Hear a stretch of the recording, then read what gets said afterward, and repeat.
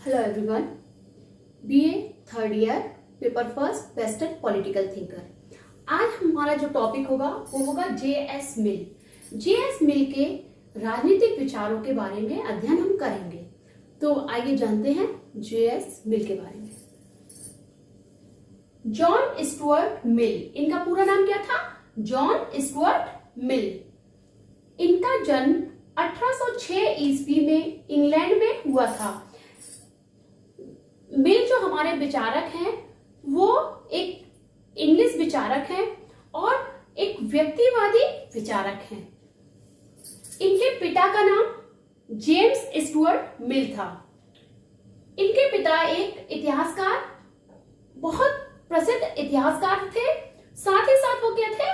Jeremy Bentham जो हमारे उपयोगितावादी विचारक थे उनके ये समर्थक थे। उनका जो उपयोगितावाद का सिद्धांत था उसका प्रबल समर्थन इनके पिता ने किया। अगर जेम्स मिल की बात, जॉन स्टुअर्ट मिल की बात करें तो इनका जो प्रारंभिक शिक्षा थी, इनकी शिक्षा व्यवस्था आम बच्चों की तरह नहीं थी, बल्कि इनकी शिक्षा के लिए एक रूपरेखा तैयार की गई इनके पिता और बेंथम के द्वारा, और उन्हीं के आधार पर इनकी शिक्षा दीक्षा हुई। इन्होंने किसी भी स्कूल में जाके फॉर्मल एजुकेशन प्राप्त नहीं की, लेकिन इनका जो बुद्धि का स्तर था, इन्होंने बहुत कम आयु में ही बहुत बड़े बड़े उपन्यास, बड़े और ग्रंथ और फेमस बुकों का अध्ययन किया, जिसके कारण इनकी जो ज्ञान था इनका वो बहुत ब्रॉड था। और बहुत कम आयु में ही ये इतने विद्वान थे कि एक जो स्नातक स्तर का डिग्री प्राप्त करने वाला छात्र है उसके समान ही ये जानते थे। और यही कारण था कि ईस्ट इंडिया कंपनी में भी ये कई समय तक काम करते रहे। उसके बाद ये 1866 में हाउस ऑफ कॉमन्स के सदस्य निर्वाचित हुए, और जब ये हाउस ऑफ कॉमन्स के लिए सदस्य बने तो इनकी स्थिति बहुत मजबूत हो गई और इनके विचारों में एक बदलाव देखने को मिलता है। कभी एक व्यक्तिवाद के रूप में व्यक्तिवाद के समर्थक रहे, व्यक्तिगत स्वतंत्रता की बात की, और कभी समाजवाद को महत्व देते हुए समाजवादी विचारधारा प्रस्तुत की। तो महिलावाद पे इनके विचार हैं, महिलाओं की स्थिति को मजबूत करने के लिए इनके विचार हमें देखने को मिलते हैं। बेंथम की जो लाइफ थी उसमें एक बहुत बड़ा परिवर्तन आया।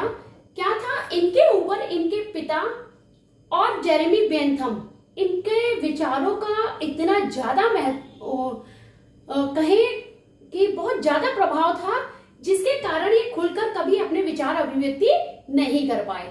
और एक समय आया 1836 में इनके पिता की मृत्यु के बाद क्या होता है कि पहले इन्होंने बेंथमवाद को ही, उनके जो उपयोगितावाद का सिद्धांत है उसका समर्थन किया, उसको समझा, और पिता की मृत्यु के बाद अचानक इनके विचारों में परिवर्तन देखने को मिलता है और इन्होंने बेंथमवाद का जो उपयोगितावादी सिद्धांत था उसमें कई बड़े बदलाव किए।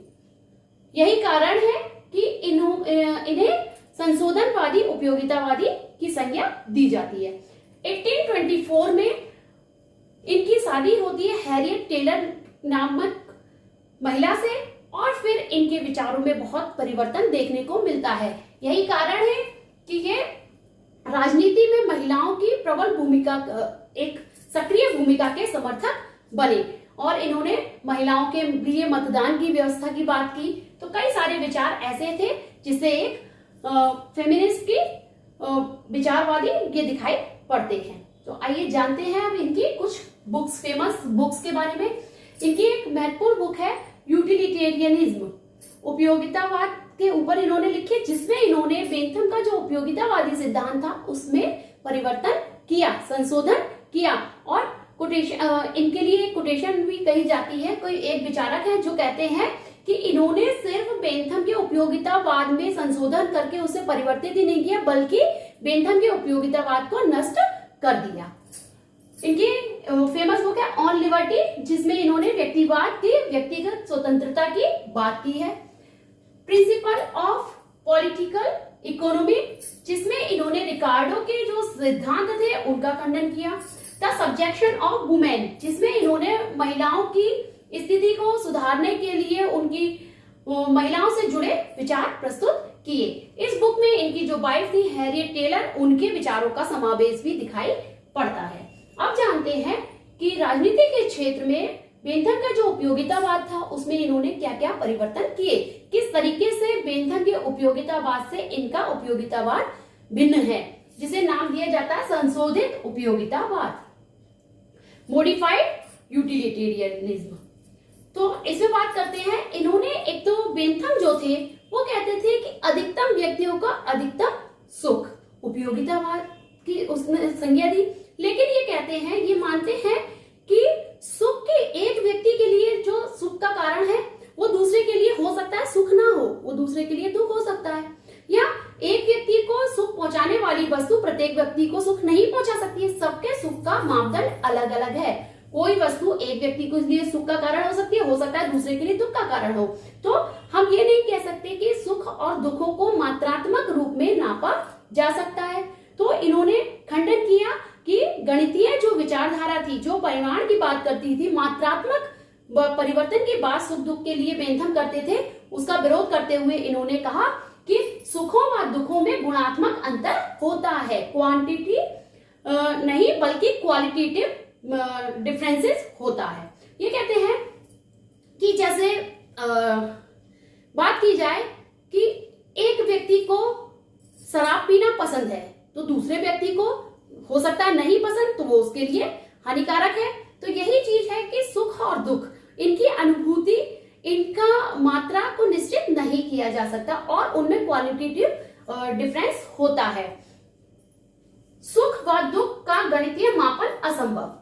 में जो बेंथम का विचार था कि इन सुख व दुख की मात्रा होती है, उसकी क्वांटिटी होती है और उसको हम मात्रा को नाप कर उनका गणितीय मापन कर सकते हैं। मिल इसे बिल्कुल हास्यप्रद बताते हैं, कहते हैं कि बेंथम का ये जो विचार है वो अपने आप में हास्यप्रद है, क्योंकि सुख और दुख हमारे बाह्य वस्तु नहीं है जिन्हें हम देख सके, बल्कि ये हमारी आंतरिक अनुभूति है जिससे हम किसी भी चीज का एहसास करते हैं, तो हम उन्हें माप नहीं कर सकते, उनका नाप हम नहीं ले सकते। तो इस बात का ये खंडन करते हैं। मानव के नैतिक स्तर को महत्व देते हैं। जहां बेंथम का उपयोगितावाद मनुष्य को एक भौतिक मनुष्य के रूप में भौतिकवादी सुख सुविधाओं का भोग के रूप में लेता है, वही ये क्या कहते हैं, ये कहते हैं ये मनुष्य के नैतिक स्तर को महत्व देते हैं और मनुष्य के लिए जो काम सही है वो सही है। ये बात करते हैं कि कहते हैं, जिस तरीके से बेंथम ने कहा कि संगीत सुनना उतना ही सुखप्रद है जितना पुष्पिन खेलना, लेकिन ये इस विचार का बिल्कुल खंडन करते हैं। और ये क्या कहते हैं, जो मिल का उपयोगितावाद है वो क्या कहता है कि मनुष्य एक विवेकशील प्राणी है और मनुष्य के लिए सोच समझ कर किसी कार्य को करना आवश्यक है, उसमें अपनी समझ है। तो ये कहते हैं कि संतुष्ट सुकर होने के अपेक्षा एक असंतुष्ट मानव होना अधिक उपयुक्त है। ये कहते हैं एक संतुष्ट मूर्ख होने के अपेक्षा एक असंतुष्ट सोक्रेटिस होना बेहतर है, मीन्स असंतुष्ट विद्वान होना बेहतर है। तो ये हमें बताते हैं। तो इस तरीके से हम देखते हैं कि बेंथम का उपयोगितावाद और मिल के उपयोगितावाद में एक अंतर हमें दिखाई पड़ता है। नेक्स्ट इनका पॉइंट क्या था, लोकतंत्र सभी के लिए अच्छा नहीं है। जहां बेंथम क्या कहते हैं कि लोकतंत्र जो सरकार है वो सबके लिए सही है, बल्कि ये क्या मानते हैं, ये कहते हैं लोकतंत्र बेहतर है लेकिन वो सभी के लिए उपयुक्त नहीं है, क्योंकि लोकतंत्र एक ऐसी शासन व्यवस्था है जहां शिक्षित और सभ्य मनुष्य तो सही से उनके ऊपर शासन किया जा सकता है क्योंकि मनुष्य में समझ है। लेकिन मिल का जो विचार है वो कहते हैं कि अफ्रीका व एशिया के जो लोग हैं उनके लिए लोकतंत्र शासन प्रणाली उपयुक्त नहीं है, बल्कि उनके ऊपर एक जैसे राजतंत्रीय प्रणाली हो तो वो ज्यादा बेहतर है, क्योंकि वहां के लोगों में समझ नहीं है, ऐसा मिल का मानना है। तो ये था मिल का संशोधित उपयोगितावाद जो बेंथम के उपयोगितावाद से भिन्न दिखाई पड़ता है। बात करते हैं व्यक्ति की स्वतंत्रता या व्यक्तिवाद। तो हम जानते हैं कि जो जॉन स्टुअर्ट मिल अपने एक व्यक्तिवादी के रूप में हमारे सामने आते हैं, व्यक्तिगत स्वतंत्रता को सबसे अधिक महत्व देते हैं। तो क्या है इनके व्यक्तिगत स्वतंत्रता? ये कहते हैं कि व्यक्ति को स्वतंत्र रखना चाहिए और राज्य ऐसा होना चाहिए जो व्यक्तियों के साथ ऐसा व्यवहार करे जिससे कि व्यक्ति अपनी स्वतंत्रता को महसूस करे और अपना अधिक से अधिक विकास कर सके। राज्य का कार्य क्या होगा? राज्य कम से कम हस्तक्षेप करे। तो जानते हैं क्या है जॉन स्टुअर्ट मिल का व्यक्तिवाद। व्यक्ति की स्वतंत्रता का समर्थक। सबसे पहले ये कहते हैं कोई भी चीज अगर जरूरी है तो वो है व्यक्ति की स्वतंत्रता, क्योंकि स्वतंत्रता ही वो अवस्था है जिसमें व्यक्ति अपना पूर्ण विकास कर सकता है। अगर व्यक्ति की स्वतंत्रता उसे छीन ली जाए तो व्यक्तित्व का विकास रुक जाएगा। तो इस तरीके से किसी भी व्यक्ति के लिए स्वतंत्र होना बहुत आवश्यक है। व्यक्तियों के कार्यों को दो भागों में बांट दिया है। जॉन स्टुअर्ट मिल ने क्या किया है? व्यक्तियों के जो कार्य हैं उनको दो भाग में डिवाइड कर दिया है और बताने की कोशिश की है कि राज्य को क्या करना चाहिए। तो पहला है स्वयं संबंधी और दूसरा है पर संबंधी। स्वयं संबंधी वो कार्य हैं जो व्यक्ति के स्वयं से संबंधित हैं, जिनका प्रभाव उसके स्वयं पर पड़ेगा और किसी और पर उसका कोई असर नहीं होगा। पर संबंधी वो व्यवहार है जिसको करने से किसी दूसरे व्यक्ति पर इफेक्ट पड़ता है। तो स्वयं संबंधी जैसे व्यक्ति अपने मिल ये कहते हैं कि व्यक्ति अपने तन, अपने मन और अपने कार्य जो उससे स्वयं से संबंधित है उनके लिए पूर्ण रूप से स्वतंत्र है। उस पर कोई राज्य का प्रतिबंध नहीं होना चाहिए। राज्य को उसके जो सेल्फ रिगार्डिंग वर्क हैं उनमें हस्तक्षेप नहीं करना चाहिए, बल्कि करना क्या चाहिए कि पर संबंधी व्यक्ति के जो दूसरों को इफेक्ट करने वाले कार्य हैं उन पर प्रतिबंध लगाना है, उनके रोकना है। तो ये क्या कहते हैं कि जैसे कोई व्यक्ति अपने घर में बैठकर अकेले में ड्रिंक कर रहा है अपने कमरे में, तो राज्य का कोई काम नहीं, कोई ऐसा राज्य नहीं कर सकता कि उसकी उस स्वतंत्रता पर पाबंदी लगा दे। या व्यक्ति अपनी लाइफ से जुड़े क्या खाना है, क्या पहनना है, वो स्वयं के लिए निर्भर करता है, तो राज्य उसमें कोई हस्तक्षेप नहीं करेगा, क्योंकि ये उसकी इंडिविजुअल फ्रीडम है और व्यक्तिगत स्वतंत्रता है। अब अगर कोई व्यक्ति ड्रिंक कर ड्राइविंग कर रहा है रोड पर और वो एक्सीडेंट करने की स्थिति में है, तो राज्य क्या करेगा? राज्य ऐसी स्थिति में उसे रोकेगा, क्योंकि उसका वो कार्य दूसरे को इफेक्ट कर रहा है, दूसरे की स्वतंत्रता में बाधा उत्पन्न कर रहा है, तो परसंबंधी कार्य होगा। अल्पसंख्यकों के हितों की रक्षा। चूंकि बेंथम का जो उपयोगितावाद था वो हमें क्या कहता था कि अधिकतम व्यक्तियों के अधिकतम हित की बात करता था, सुख की बात करता था। तो वही मिल का विचार जो है वो क्या कहता है कि अगर हम अधिकतम व्यक्तियों की बात करें, बहुसंख्यक का हित देखें, तो क्या हम अल्पसंख्यकों को वेदी पर नहीं चढ़ा सकते, उनका हम अहित नहीं कर सकते हैं। इसलिए राज्य का ये कर्तव्य होना चाहिए कि वो अल्पसंख्यक जो व्यक्ति हैं उनके हितों की भी रक्षा होनी चाहिए, क्योंकि व्यक्तिगत स्वतंत्रता सबको मिलनी चाहिए, सबके व्यक्तित्व का विकास होना चाहिए। राज्य को अनिवार्य दोष मानता है, न्यूनतम कार्य का समर्थक है। जो मिल है वो क्या कहते हैं? राज्य एक अनिवार्य दोष है, आवश्यक बुराई है, क्योंकि होना भी चाहिए, और राज्य और जो स्वतंत्रता है इन दोनों में एक विपरीत संबंध है। अगर किसी एक को बढ़ावा दिया जाए तो दूसरे का हनन होना ही है, इसलिए ये राज्य को एक आवश्यक बुराई मानते हैं और ये राज्य के न्यूनतम कार्य क्षेत्र की बात करते हैं। मीन्स ये कहते हैं कि राज्य को वो सब व्यक्तिगत स्वतंत्रता हर व्यक्ति को देनी चाहिए और वो कार्य करनी चाहिए जो किसी एक व्यक्ति के हाथ में नहीं है, जैसे देश की सुरक्षा, जैसे देश की शांति व्यवस्था बनाए रखना, अन्य अंतरराष्ट्रीय स्तर पर संधि करना, तो ये काम राज्य के होने चाहिए। तो बात करते हैं प्रतिनिधि शासन। तो चूंकि हम बता चुके हैं आपको कि जेएस मिल जो है वो लोकतंत्रात्मक शासन व्यवस्था को ही अच्छा मानते हैं, लेकिन ये इसे प्रतिनिधि शासन का नाम देते हैं और ये बात करते हैं, ये कहते हैं कि प्रतिनिधि शासन होना चाहिए, क्योंकि लोकतंत्र ही वो व्यवस्था है जिस पर व्यक्ति अपने व्यक्तित्व का पूर्ण विकास करने के अवसर प्राप्त करता है। ये इन्होंने इसमें बहुत सारे सुझाव दिए हैं। सर्ववयस्क मताधिकार की व्यवस्था होनी चाहिए।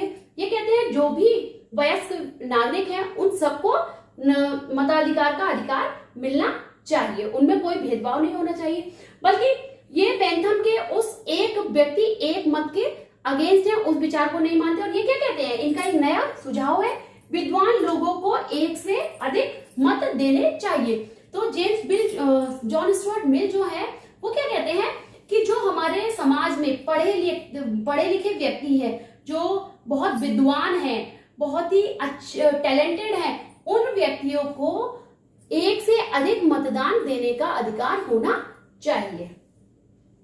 अल्पसंख्यकों का अनुपातिक प्रतिनिधित्व, हमारे समाज राष्ट्र में जो भी अल्पसंख्यक वर्ग हैं उनको उनके अनुपात में, उनकी जितनी जनसंख्या उसी अनुपात में प्रतिनिधि मिलना चाहिए।